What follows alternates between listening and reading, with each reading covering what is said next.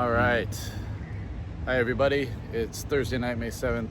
I am coming at you from the Pacific Islands. I'm standing in front of the superstructure of the SS Parche, SS 384, a World War II submarine. This is actually the conning tower, the sail from that submarine.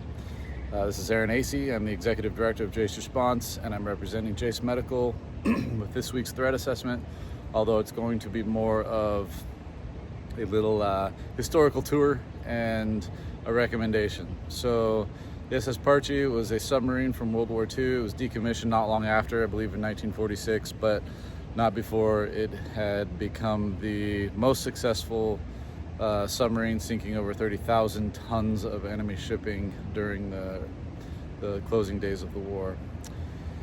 What can we learn from the Submariners and the submarine fleet about preparedness? Well, a lot, actually. These crews had to go out to sea for months at a time, sometimes being underwater for days and weeks at a time, where they had no access to fresh water, to fresh food, even sunlight sometimes. So they had to prepare everything ahead of time to be able to survive in those conditions. And we live at a time where we take a lot of these things for granted, but these guys were using old technology, traditional methods, where they were able to sterilize and purify water. They were able to keep and preserve food for long periods of time and still stay relatively healthy. They were using old technology for medicine, relying only on a few antibiotics, and yet they were able to not only survive but also wage a war.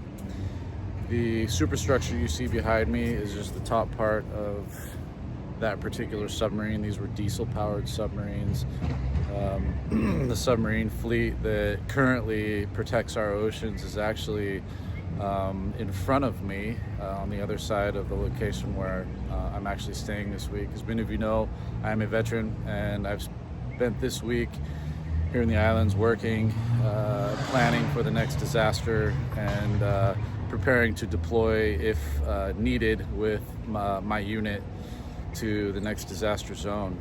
And my recommendation to everybody this week is not a threat assessment, but more of a warning that this is the time that we need to be prepared and getting prepared as individuals, as families, as neighborhoods, as communities.